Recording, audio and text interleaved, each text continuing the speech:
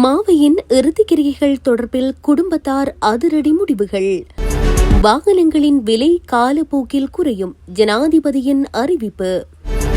இலங்கை பாடசாலைகளிலும் clean Sri Lanka வேலை திட்டம்.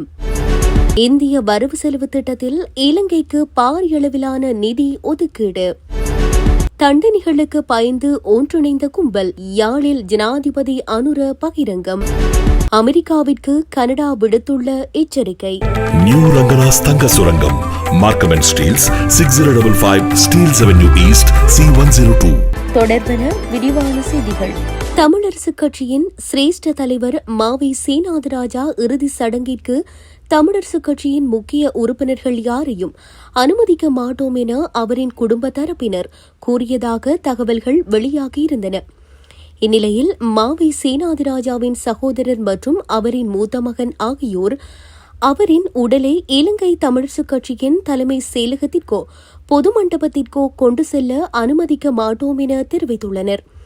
அதன் அடிப்படையில்தான் மாவி சேனாதிராஜாவின் இறுதி சடங்குகள் அவரின் வீட்டில் நடைபெறுவதற்கான ஏற்பாடுகள் நடைபெற்று வருவதாக தெரிவிக்கப்பட்டுள்ளது. இறக்குமதி செய்யப்படும் வாகனங்களின் விலை ஆரம்பத்தில் அதிகமாக இருந்தாலும் காலப்போக்கில் வரிகளை குறைக்க அரசாங்கம் திட்டமிட்டுள்ளதாக ஜனாதிபதி அனுரகுமார திசாநாயக்க தெரிவித்துள்ளார். நேற்று நடைபெற்ற நிகழ்வொன்றில் பேசிய போதே அவர் இவ்வாறு குறிப்பிட்டுள்ளார். பிப்ரவரி 1 முதல் அனைத்து வகையான வாகனங்களையும் இறக்குமதி செய்வதற்கான கட்டுப்பாடுகளை நீக்குவதற்கான அரசாங்கத்தின் முடிவு குறித்து கருத்துக்களை வெளியிட்டுள்ளார். வெளிநாட்டு இருப்புகளில் தாக்கம் ஏற்படுவதை கவனத்தில் கொள்வதன் அவசியத்தை வலியுறுத்தி இந்த முடிவு கவனமாக எடுக்கப்பட்டுள்ளதாக அவர் கூறியுள்ளார். இதேவேளை டொலர் வீதத்தின் அதிகரிப்பு காரணமாக வாகன விலை அதிகமாகவே இருக்கும் என்று குறிப்பிட்டுள்ள அவர், வாகனங்களுக்கான தேவை திடீரென அதிகரித்ததால் மற்றுமொரு நெருக்கடியை நாடு எதிர்கொள்ள முடியாது என்பதன் காரணமாகவே சில வரிகளை விதித்துள்ளதாக தெரிவித்துள்ளார். இந்திய ராஜதந்திர நகர்வுகளில் இம்முறையும் இலங்கைக்கு பாரிய அளவிலான நிதி ஒதுக்கீடு வழங்கப்பட்டுள்ளது.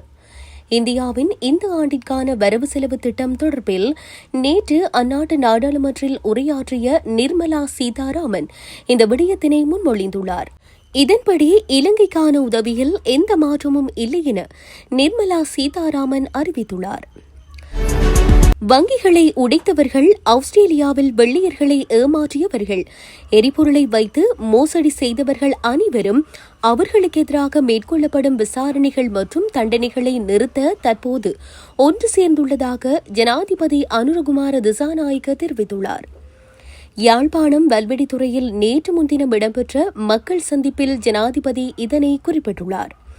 எனினும் யார் இணைந்தாலும் ஊழல்வாதிகளை தண்டிப்பதை நிறுத்தப் போவதில்லை என ஜனாதிபதி வலியுறுத்தியுள்ளார். கனடாவை அமெரிக்காவின் 51வது மாகாணமாக மாற்ற முற்பட்டால் அமெரிக்கா கடுமையான விளைவுகளை சந்திக்க நேரிடும் என்று கனடா எச்சரித்துள்ளது.